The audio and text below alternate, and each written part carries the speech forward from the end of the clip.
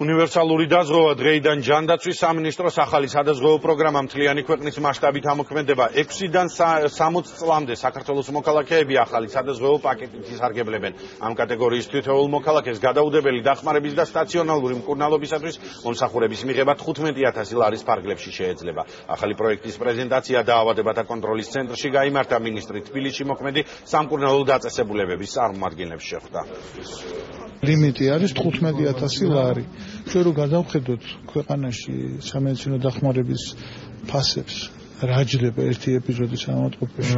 ყოფნის ამით მოცულია ასეთი ლიმიტი 15,000 ლარით მოცულია ალბათ შეგვიძლია 97-98%. ბატონმა დავითმა გაგვიკეთა მოგზაურობა ჩვენმა მინისტრმა. და ნამდვილად ეს მოსახლეობისთვის დიდი შედეგია 2 მილიონი მოსახლე, რომელიც დაზღვეული არ იყო, სასწრაფო გადაუდებელ დახმარებას მიიღებს სახელმწიფო პაკეტებით. 28 თებერვლიდან იმ ადამიანებს, ვისაც დღევანდელი მდგომარეობით არანაირი სახის დაზღვევა არ ჰქონდათ, ესეთი 2 მილიონზე მეტი არის, შეეძლებათ უკვე მიიღონ ხვალიდანვე შეუზღუდავი რაოდენობით ოჯახის ექიმთან ვიზიტი და ნებისმიერ სახის რეალურად გადაუდებელი მდგომარეობების ამბულატორიული და სტაციონარული მართვა.